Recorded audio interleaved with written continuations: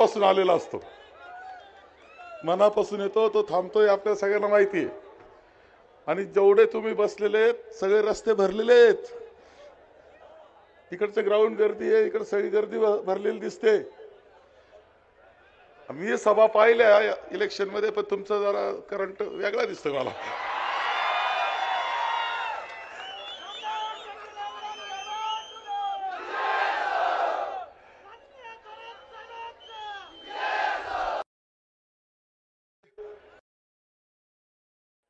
म्हणजेच पवार साहेबांची राष्ट्रवादी, उद्धव साहेबांची शिवसेना, सगळे मित्रपक्ष, त्यात कम्युनिस्ट पार्टी आहे, मार्क्सवादी कम्युनिस्ट आहे, समाजवादी आहे, रिपब्लिकन पार्टी ऑफ इंडिया आहे, आम आदमी आहे, सगळ्यांनी पाठिंबा दिले। आपले अधिकृत उमेदवार शंकररावजी गडाख यांच्या प्रचाराच्या निमित्तानं ही भगवी सभा होताना मला दिसते आहे। तुम्ही जसे भगवे आहे तसे आतून तिरंगी आहे हे मला माहिती आहे। तिरंग्यामध्ये एक भगवा आहे आणि आपण शेवटी पुरोगामी विचाराचे आहोत। आणि तुम्हाला सहज म्हणून सांगतो की उद्धवजींचे आजोबा प्रबोधनकार ठाकरे हे असं व्यक्तिमत्व होतं, पुरोगामी व्यक्तिमत्व होतं। राजर्षी शाहू महाराज, महात्मा फुले, बाबासाहेब आंबेडकर यांचा विचार आपला विचार मानणारे आपण, त्या विचारातूनच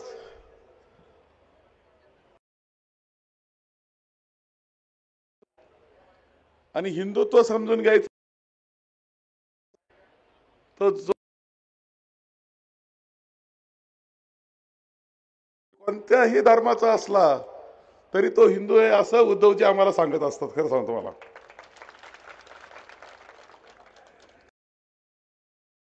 उमेदवार आता शंकररावजी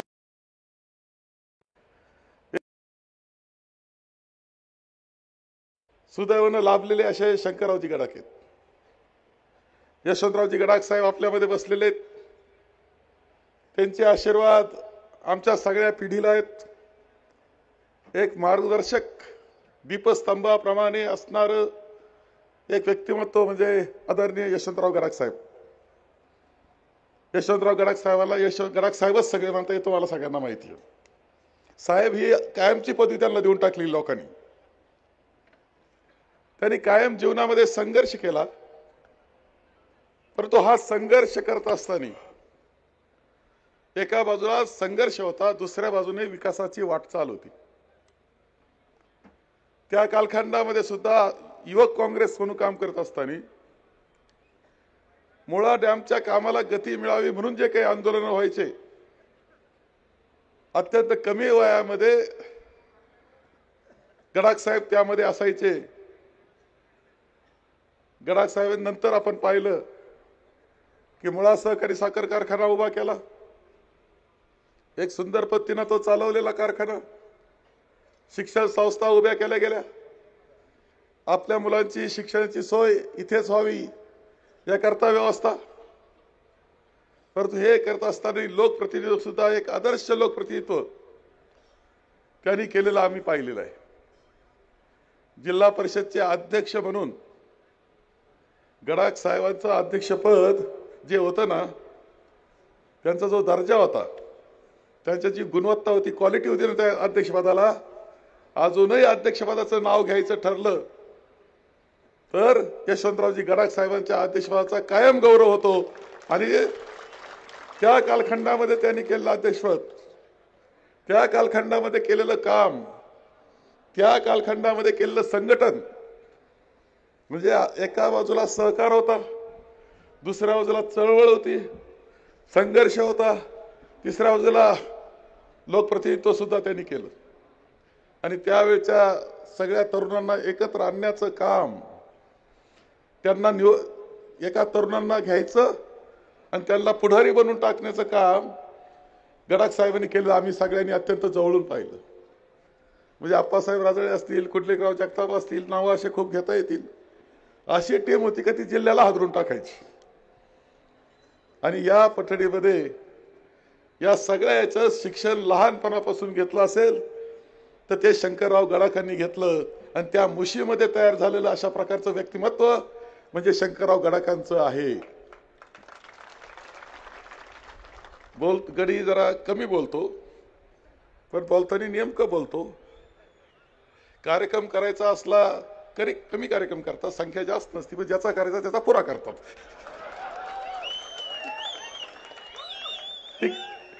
ती कला त्याला कशी साधली मला माहित नाही. लवकरच उद्धवजी येत आहेत.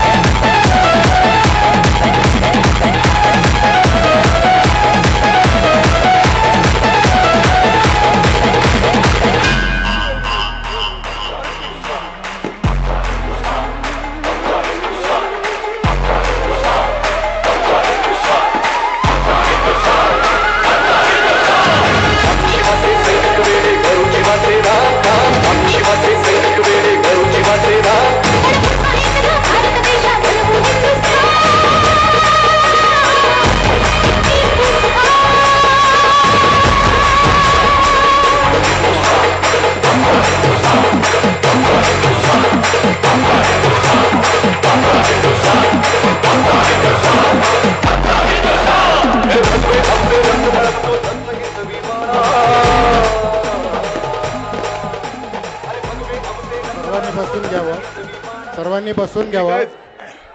कृपया शांत बसा. मी तर तुमच्या घरचाच माणूस आहे, मी त्यामुळे जास्त बोलणार नाही. सुरुवात याकरता केली होती की समजा पाहुण्यांना यायला उशीर लागला तरी आपलं भाषण चालू ठेवता यावं, म्हणून स्लो मोशन मध्ये सुरू केलं होतं. आपण पाहिलं शंकरराव गडाखांचं काम मी अत्यंत जवळून पाहिलेलं आहे. त्यांनी केलेली आमदारकी, आमदार म्हणून करत असलेलं काम, त्यामध्ये करत असलेले संघर्ष आणि मंत्री म्हणून जलसंधारण मध्ये त्यांनी केलेलं काम आज महाराष्ट्र नाव घेतोय की जलसंधारण मंत्री म्हणून शंकरराव गडाखांनी एक अत्यंत सुंदर काम केलं, अनेक योजना मंजूर केल्या. हे सगळ्या महाराष्ट्रामध्ये आता माहिती झालेलं आहे.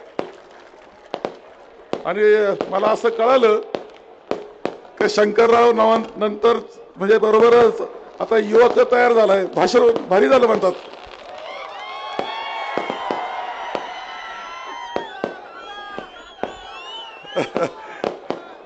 गडी तयार आहे थोडक्यात. तर तो एक सांगतो तुम्हाला, जास्त नाही उद्धव थोडा उशीर झाला. 1 तास सकाळी त्यांचा काकडी विमानतळावर त्यांना रोखलं गेलं, काही कारण नाही, हेलिकॉप्टरला परवानगी नाही. 3 तास तपासणी त्यांच्या सामानाची करतायत. ज्यांच्या करायला पाहिजे त्यांची करत नाही ते जे कोणी कधी काही वाहतूक करणार नाही त्यांची तपासणी, बाकी त्यांचा कार्यक्रम चाललेला असं चित्र दिसतंय.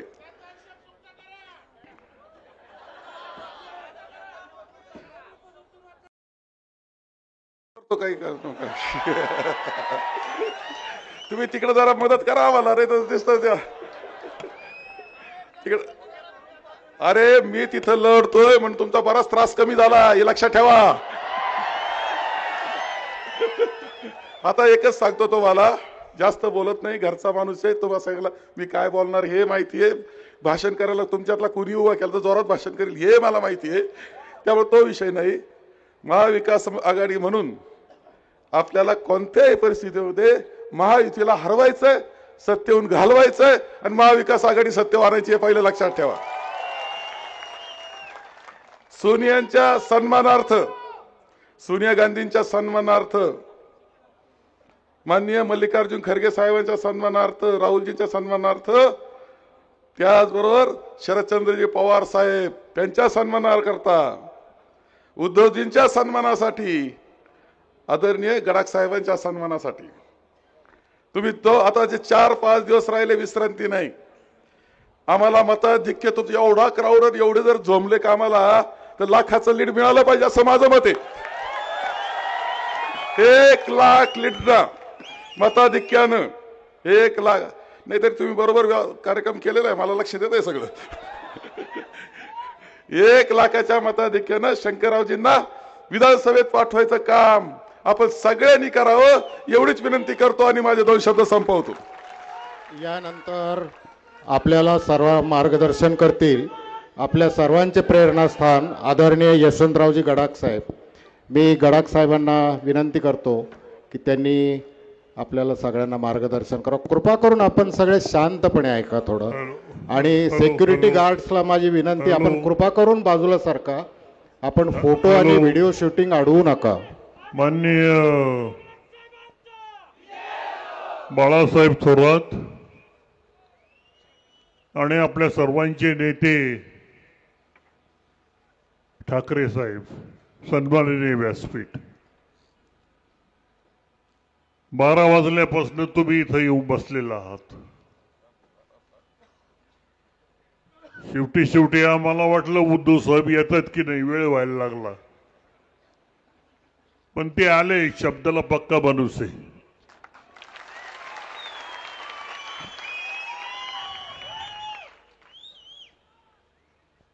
नेवाशाला साहेब आपण प्रथमच आलेला आहात.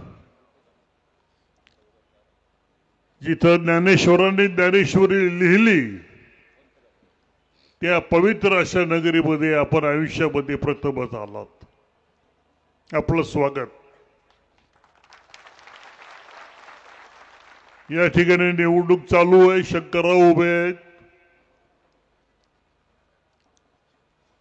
गेल्या 2-2.5 वर्षामध्ये साहेब शंकररावनी फार सोसलं, फार त्रास दिला त्याला या गव्हर्नमेंटने. नाबार्डची फाईल अडवून ठेवली, लोकांचं 6-6 महिने पेमेंट झालं नाही.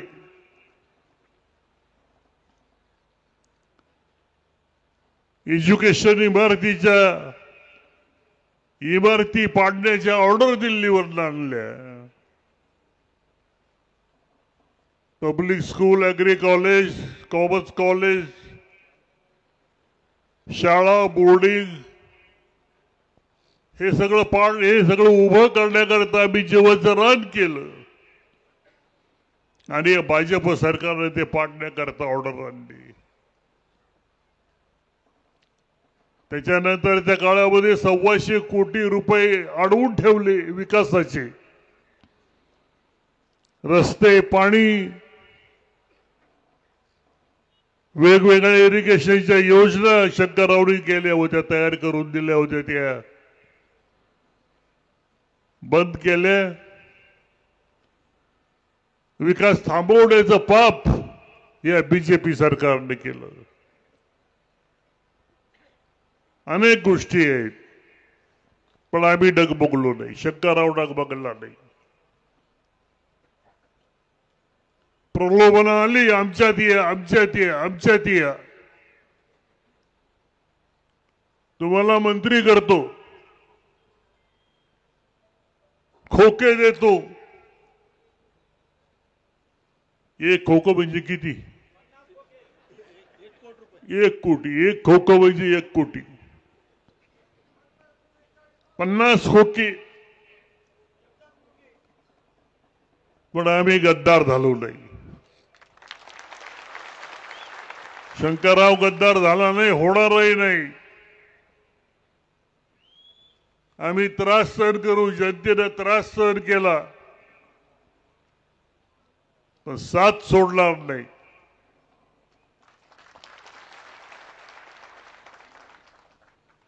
तुम्हाला 40 गद्दारांनी धोका दिला, आम्हाला 2 गद्दारांनी दिला.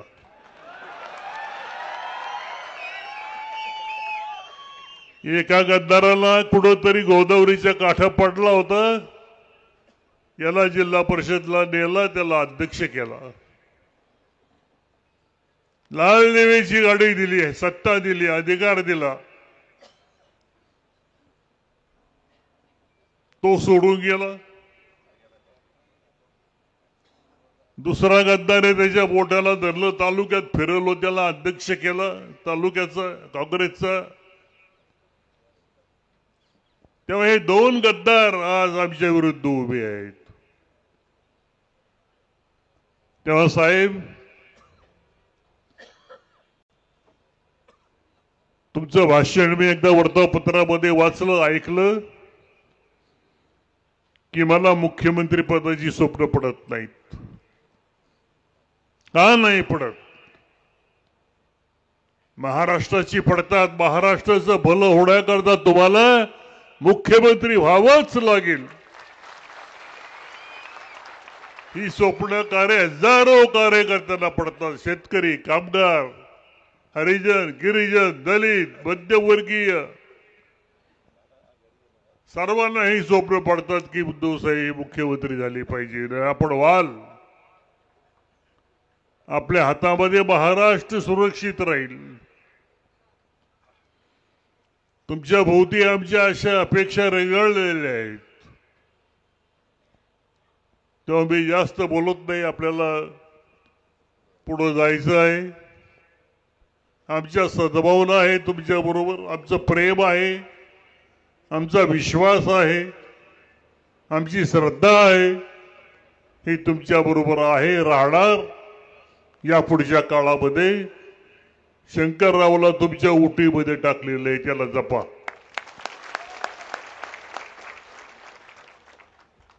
आणि ते आपण जपणार अशी आमची खात्री आहे सगळ्यांची, या तालुक्याची, जनतेची.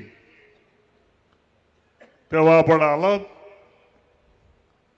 महाराष्ट्रभर आपण झंझावाती दौरे काढतात, टीकेचे वार झेलतात, त्याला उत्तर देतात, जनतेमध्ये जातात. परमेश्वर आपल्याला यश निश्चित देईल अशी अपेक्षा व्यक्त करतो आणि माझे 2 शब्द संपवतो. यानंतर आपल्याला मार्गदर्शन करतील शिवसेना पक्षप्रमुख आदरणीय उद्धवसाहेब ठाकरे.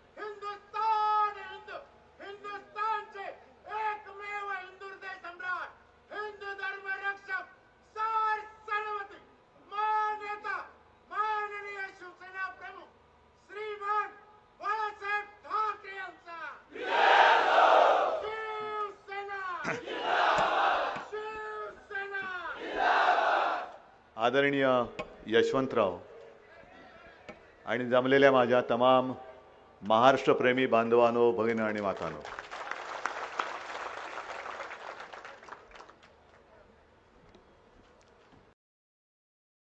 सुचत नाही, कारण यशवंतरावांनी असं म्हणून मी आशीर्वाद रूपी त्याला ओझं तर म्हणता येणार नाही, भारे म्हणता येणार नाही, पण असं म्हणजे मी शब्दात काय त्याचं वर्णन करू शकत नाही, पण असं काही तुम्ही व्यक्त केलंय, हे प्रेम आणि हे आशीर्वाद आणि ही माझ्या जनतेची साथ सोबत, हेच तर माझं भांडवल आहे. दुसरं काय आहे माझ्याकडे? ना सत्ता, त्यांनी पक्ष चोरलाय, चिन्ह चोरलाय, त्यांना वाटलं उद्धव ठाकरे संपला, पण अजूनही त्यांना प्रत्येक ठिकाणी माझा उद्धार करावा लागतोय, मला आव्हान द्यावं लागतंय. याच्यातच मी म्हणेन माझा नाही तर तुमचा विजय आहे. आणि मॅच म्हटल्यानंतर कोणीतरी बॉलिंग टाकली पाहिजे तरच त्याच्यावर षटकार मारता येतो. नुसती बॅट हवेत गरागरा फिरवली गरागरा तर काय उपयोग नाही. आणि माझी तर अशी इच्छा आहे की रोज मोदी बाबा, रोज अमित शहा महाराष्ट्रात यावे, त्याने भरभरून माझ्यावरती बोलावं की संध्याकाळी मग मला त्यांना उत्तर द्यायला बरं पडेल. आज सुद्धा आत्ता संभाजीनगरमध्ये येऊन गेलेत असं ऐकलंय. नेमकं त्यांच्या दुर्दैवाने आज मी सुद्धा संभाजीनगरला आहे. त्याच्यामुळे जे काय बोलले असतील त्याचा समाचार मी तिकडे घेणार आहे, नक्की घेणार. कारण आपण छत्रपती शिवाजी महाराजांचे मावळे म्हटल्यानंतर लाचारी आपल्या रक्तात नाही, लढवय्यापणा आहे. यशवंतराव, तुम्हाला मी वचन देतो की शंकररावांना तुम्ही माझ्यासोबत दिलंय, आयुष्यात मी कधी त्यांना अंतर देणार नाही.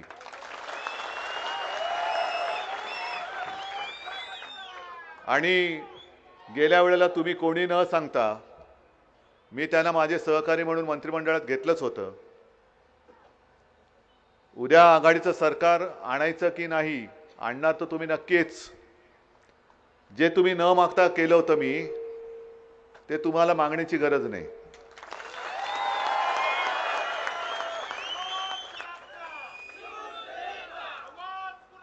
बराच उशीर झालाय, मला कल्पना आहे, त्याच्याबद्दल मी दिलगिरी व्यक्त करतोय. कारण आत्ता मला जिथे पोचायचं होतं पुढच्या सभेला, आपल्या कन्नडच्या सभेला, तिथे मी आत्ता तुमच्यासमोर पोचलोय. हे थोडंसं टाइम टेबल वरखाली होतंय.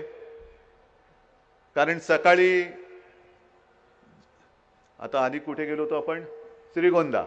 काय झालं आता थोडासा, आधी काय माझा गजनी नाही झाला, पण रोज एवढ्या सभा होत आहेत की कुठे कुठे नेमकं गेलो होतो हे पटकन लक्षात येत नाही. श्रीगोंदाला गेलो होतो, तिकडे स्वागतासाठी बॅग तपासायला लोक उभी होती. आत्ता इकडे उतरलो, आत्ता सुद्धा तपासतायत. मग ते म्हणतात ना, जेथे जातो तेथे तू माझा सांगाती. तसं मी जिथे जातो तिकडे निवडणूक आयोग माझा सांगाती आहे. पण मी त्यांना एवढंच सांगितलं की माझ्या सांगाती आला ठीक आहे, चुकीची संगत पकडू नका, नाही तर तुमचं आयुष्य वाईट जाईल. आणि माझा नेहमीचाच एक प्रश्न आहे की मोदींची बॅग तपासली का हो? मग त्याने हळूच माझ्या कानात सांगितलं, साहेब आम्हाला अडचणीत नका आणू. म्हटलं का? कारण आमच्यावरती जबाबदारी काय आहे की बॅगातनं पैशाची ने-आण होते की नाही ते बघायची. म्हटलं मग काय? तर म्हणे नाही, यांच्या बॅगेमध्ये पैशाच्या थप्प्या नाही आहेत, आश्वासनांच्या थापा आहेत. त्या आश्वासनाच्या थापा आम्ही पकडायच्या कशा म्हणे. म्हटलं तुम्ही काळजी करू नका, ही जनता समर्थ आहे. त्या मोदींच्या आश्वासनांच्या थापांचा निकाल लावायला महाराष्ट्र आसुसलेला आहे. हा खरा म्हटलं तर सगळा सहकार पट्टा आहे. आणि सहकार पट्टा म्हटल्यानंतर मी काही तुम्हाला सहकार क्षेत्रातलं काही सांगावं अशातला भाग नाही, कारण मला सहकारमधलं कमी कळतं. आणि जे मला कळत नाही ते त्या क्षेत्रातल्या तज्ज्ञाला विचारायला मला लाज वाटत नाही. पण एक गोष्ट जी मला कळते ती तुमच्यापर्यंत तुम्हाला भावली असेल किंवा कळली असेल की नाही, म्हणून मी मुद्दामून सांगतोय. आपण 1-2 वर्षापूर्वी स्वातंत्र्याची 75 वर्ष पूर्ण केली. या 70-75 वर्षामध्ये कधीही केंद्रामध्ये सहकार खातं नव्हतं. होतं? या 1-2 वर्षामध्ये केंद्रात सहकार खातं निर्माण करण्यात आले. आणि ते ठेवले कोणी बुडाखाली? माहिती आहे का कोण? अमित शहा. का असं नेमकं वेगळं खातं निर्माण करण्याची गरज का भासली, आणि ते सुद्धा स्वतःच्या बुडाखाली ठेवण्याची आवश्यकता का भासली? याचं कारण असं आहे की यांना सहकार क्षेत्र आता गिळायचंय. महाराष्ट्र हा सहकार क्षेत्रामध्ये पुढे आहे. अगदी मी तर म्हणेन सहकार क्षेत्र महाराष्ट्रातून सुरू झालं असेल असं म्हटलं तर मी वावगं ठरणार नाही. यशवंतराव, आपण ते माझं मी बोलतोय ते खरं की खोटं ते सांगा. त्याच्यानंतर गुजरात आला. पण सहकार क्षेत्रामधली सगळी एकूण यांना गोष्ट कळली की काय करता येईल. आणि आता माझ्या कानावर असं आलंय की केंद्रात आता एक कमिटी काहीतरी नेमले सुरेश प्रभूंच्या अध्यक्षतेखाली. ही माहिती आहे, खरी खोटी तपासून घ्या की सहकार क्षेत्रात काय बदल करता येईल, काय कायदे असे करता येतील की जेणेकरून जिथे जिथे सहकार क्षेत्र आहे त्या सहकार क्षेत्रात ज्या ज्या गोष्टी आहेत, मग तुमचे कारखाने असतील, तुमच्या बँका असतील, आणखीन काय असतील, हे सगळं ले लो अपने मुठ्ठी में. म्हणजे तुमच्या साखरेला उद्या अमित शहाच्या मुंग्या लागणार आहेत आणि गुळाच्या ढेपेला अमित शहाचा मुंगळा चिकटणार आहे. मग तो एकदा चिकटला, मी असं ऐकलंय की गुळाच्या ढेपेला चिकटलेला मुंगळा खेचून काढावा लागतो. खरं आहे की खोटं आहे? खरं आहे ना? मग तो खेचून काढायची वेळ येऊ द्यायची का त्याला चिकटूच द्यायचा नाही, हे तुम्ही ठरवायचंय. यांनी सरकार आपलं का पाडलं, तर यांच्या खोट्या गोष्टीला मी अजिबात थारा देत नव्हतो. अगदी शंकरराव माझ्यासोबत राहिले. खरंच मला शंकरराव तुमचा अभिमान आहे.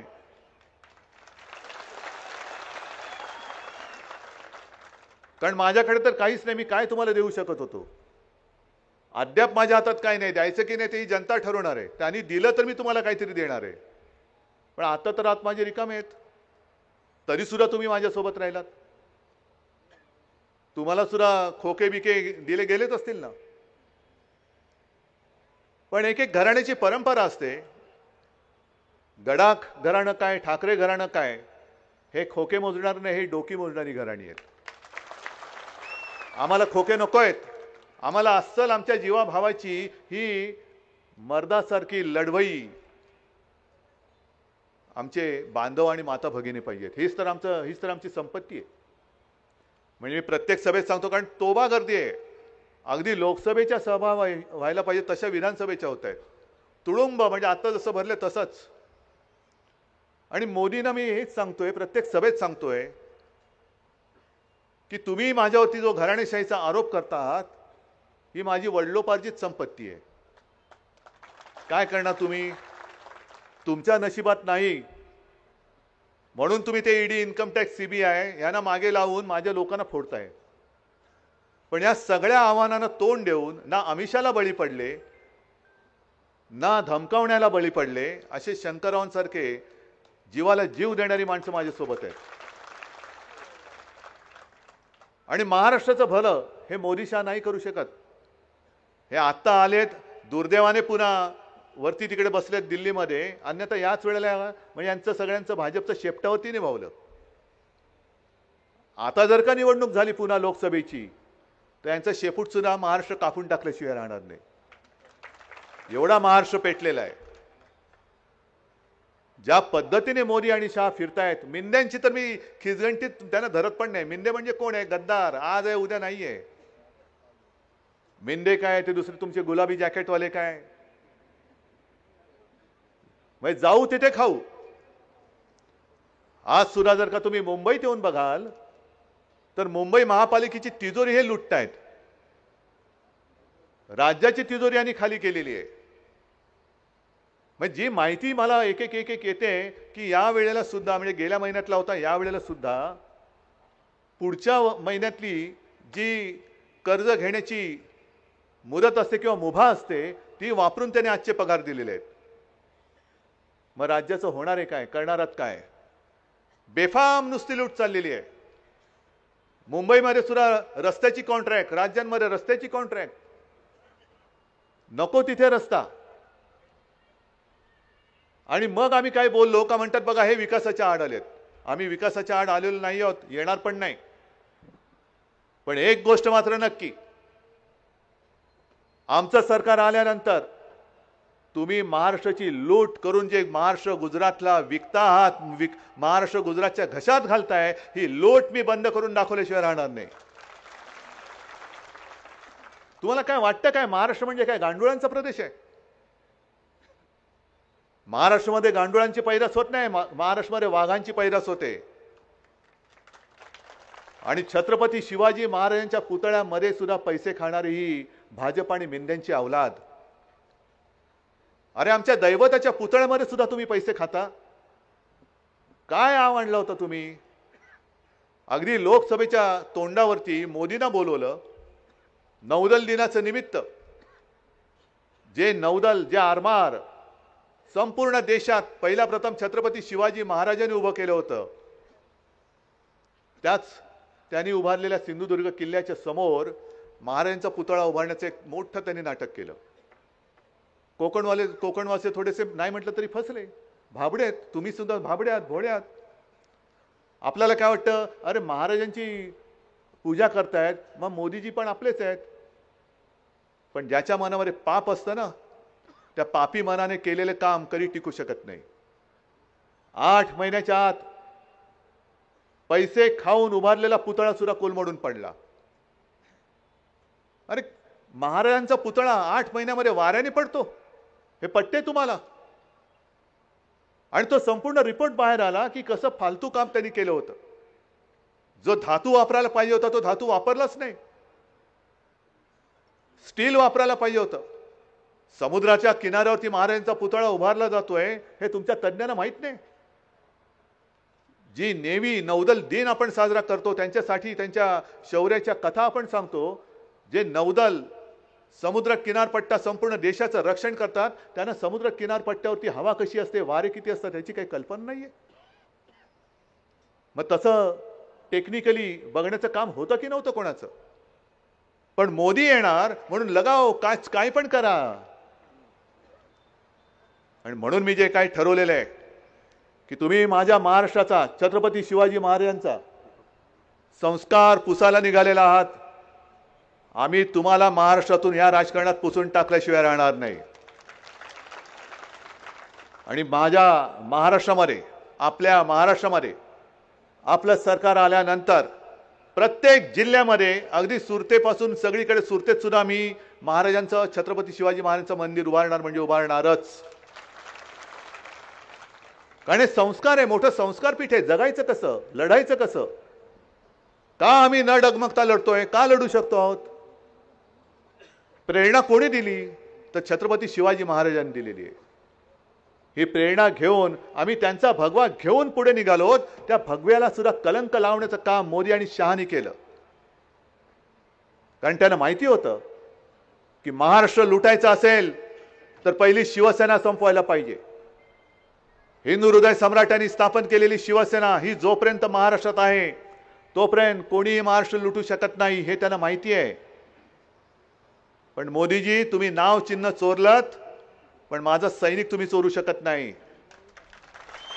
आमच्यातला लढाऊ बाणा तुम्ही चोरू शकत नाही. शौर्य तुम्ही चोरू शकत नाही.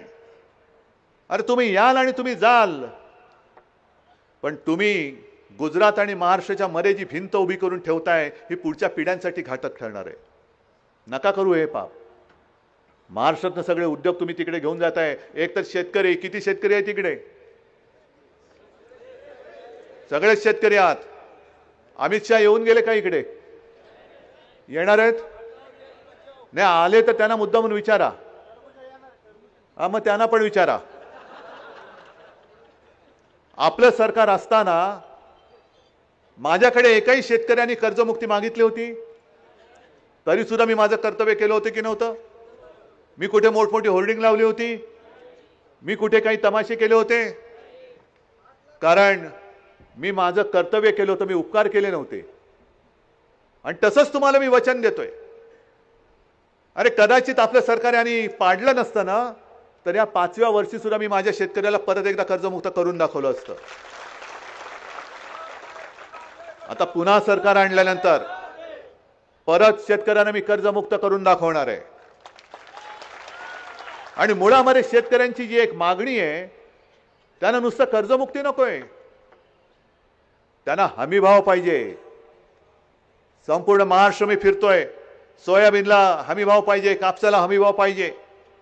जे जे आम्ही पिकवतोय, माझा महाराष्ट्र हा हात पसरणारा नाहीये, तर संकटकाळी देशाला धीर देणारा माझा हा महाराष्ट्र आहे. आम्हाला भीक नकोय, आम्हाला आमच्या हक्काचं पाहिजे. आणि तो हक्क मी तुम्हाला मिळवून देईन. मी देईन तुम्हाला मिळून. मी मुख्यमंत्री असं हे मी मी मी मी मी का सांगतोय? कारण मी म्हणजे मी नाही, मी म्हणजे तुम्ही आहात. कोरोना काळामध्ये संपूर्ण देशात आणि जगामध्ये महाराष्ट्राचं कौतुक झालं. जे जे सर्वे तेव्हा झाले त्या प्रत्येक सर्वेमध्ये महाराष्ट्र हा नंबर 1 होता. महाराष्ट्र म्हणजे मी एकटा नाही, महाराष्ट्र म्हणजे तुम्ही सगळेजण. आपण जर का एक झालो ना तर आपल्याकडे वाकड्या नजरेने बघण्याची कोणाची हिंमत होणार नाही. ना मोदींची होईल, ना शहांची होईल, ना आत्ता कोण तुम्ही बोललात टरबुजा म्हणजे मला कळलं नाही, तुम्हाला काय माहितीये त्यांची पण होणार नाही. पण मगाशी जो उल्लेख केला आणि तो विषय अर्धवट राहिला तेवढाच एक पूर्ण करतो की सगळीकडे जे फिरतायत शेतकरी सांगतात अहो आम्हाला सोयाबीनला भाव नाहीये. मग अमित शहा सांगतात आम्ही काश्मीरचं 370 कलम काढलं. मग दुसरा शेतकरी सांगतो कापसाला भाव मिळत नाहीये, कापूस खरेदी नाही, काश्मीरचं 370 कलम आम्ही काढलं. महिला सांगतात की आम्हाला सुरक्षा नाहीये, आम्ही काश्मीरचं 370 कलम काढलं. अरे 370 कलमचं कौतुक हे आम्ही केलेलंच आहे. काश्मीरसाठी 370 कलम काढणं ही कौतुकास्पद गोष्ट होतीच, आहेच. त्याबद्दल मी तुम्हाला जाहीर तेव्हाही अभिनंदन केले, आजही करतोय. पण काश्मीरमधनं काढलेले 370 कलम जर माझ्या महाराष्ट्रातल्या शेतकऱ्याच्या आत्महत्या थांबवू शकत नसेल तर त्याचा प्रश्न काहीतरी वेगळा आहे. त्या प्रश्नाला तुम्ही उत्तर द्या. अजूनही महाराष्ट्रामध्ये शेतकरी आत्महत्या करतोय, कोणी जायला तयार नाही. महिलांवरती अत्याचार वाढत आहेत, कोणी बघायला तयार नाही. मुलगी शिकली, प्रगती झाली, 1500 देऊन घरी बसवली, उपयोग काय तिचा? आणि म्हणून जे काय आपण ठरवलेलं आहे की ज्याप्रमाणे मुलींना मोफत शिक्षण दिलं जातंय तसंच मुलांना देखील, महाराष्ट्रात जन्मलेल्या मुलांना देखील आपलं सरकार मोफत शिक्षण दिल्याशिवाय राहणार नाही. शेतकऱ्याचं 1 रुपयाचं सुद्धा नुकसान होऊ न देता आपल्याला घर चालवण्यासाठी 5 जीवनावश्यक वस्तू ज्या लागतात, गहू, तांदूळ, डाळ, तेल, साखर, यांचे भाव पुढची 5 वर्ष आपलं सरकार स्थिर ठेवून दाखवेल. आणि गेल्या महिन्यामध्येच मी शिर्डीला आलो होतो, तेव्हा आचारसंहिता लागलेली नव्हती, पण तिथे दिलेलं मी वचन आज त्याचा पुनरुच्चार करतोय की सरकारी कर्मचाऱ्यांना जुनी पेन्शन योजना मी लागू करून देईन. अशा अंगणवाडी सेविकांचं सुद्धा मानधन वाढवणार आहे. अनेक वेळेला असा प्रश्न पडतो की दवाखान्यात जायची वेळ येते, हॉस्पिटलमध्ये येते, येऊ नये कोणावर, पण काही वेळेला अचानक जावं लागतं, खिशामध्ये पैसे नसतात आणि पैसे नसतील तर उपचार सुरू होत नाही. आणि त्याच्यासाठी आपलं सरकार 25 लाखापर्यंत कॅशलेस मेडिकल सेवा सुद्धा उपलब्ध करून देणार आहे. अशा अनेक गोष्टी करायच्या आहेत. महाराष्ट्राचं लुटलं जाणारं वैभव, लुटलं गेलेलं वैभव हे मी परत आणून दाखवल्याशिवाय राहणार नाही. या सगळ्या गोष्टी मी म्हणतोय, हे तुमच्या भरोश्यावरती बोलतोय. बोलू की नको पुढच्या सभेत? म्हणजे आत्ता नाही, पुढच्या सभांमध्ये. कारण हे मी एकटाच बोलतोय. जर तुम्ही माझ्या सोबत नसाल तर ह्या गोष्टी मग मोदींच्या थापा आणि माझ्या ह्याच्यात फरक नाही राहणार. पण फरक एकच आहे, माझ्या सोबत मोदींसारखी धनशक्ती नसली तरी माझ्या छत्रपतींनी दिलेली आणि माझ्या आई वडिलांची जी पुण्याई आहे ती आशीर्वादाच्या रूपाने जनशक्ती म्हणून माझ्यासोबत उभी राहिलेली आहे. यशवंतरावांसारखं एक खंबीर नेतृत्व आशीर्वाद द्यायला माझ्या पाठीशी उभा आहे. या आशीर्वादाच्या जोरावरती मी महाराष्ट्राला ही वचनं देतोय. आणि म्हणून मी जी काय वचनं देतोय त्या वचनाला जोपर्यंत तुमची साथ सोबत मिळत नाही, तुम्ही तुमच्या इथला एक आमदार मला जोडून देणार नाही, तोपर्यंत मी ही वचनं पूर्णच करू शकणार नाही. मला त्याच्यासाठी शंकरराव आमदार म्हणून पाहिजेत. मला नुसतं उद्धव ठाकरेला काहीतरी बनायचंय, शंकररावांना आमदार बनवायचंय म्हणून नाही मी मत मागत. मी शंकररावांना विजय करण्याचं आवाहन, विनंती ही तुमच्या भवितव्यासाठी करतोय. कारण ही सगळी लोक, आणि आता तुम्ही सांगितलं ना की 2 जणांनी, अहो मला तर आता एवढे, म्हणजे माझ्या वडिलांच्या पण, बाळासाहेबांच्या पण आणि माझ्याही पाठीवरती एवढे वार झालेत की आता कोणाला वार करायला जागाच राहिलेली नाहीये. ज्यांना मोठं केलं त्या सगळ्यांनीच वार केले. पण एका गोष्टीचा नक्की अभिमान आहे, ज्यांना मोठं केलं ते गेले, पण ज्यांनी मोठं केलं ते माझ्यासोबत राहिलेले आहेत. आणि हीच तुमची सगळ्यांची साथ सोबत आणि आशीर्वाद घेऊन मी पुढच्या सभेला जातोय. मी तुम्हाला बरीच वचनं दिली, पण तुमच्याकडनं मला एक वचन पाहिजे. देताय? साहजिकच आहे. काय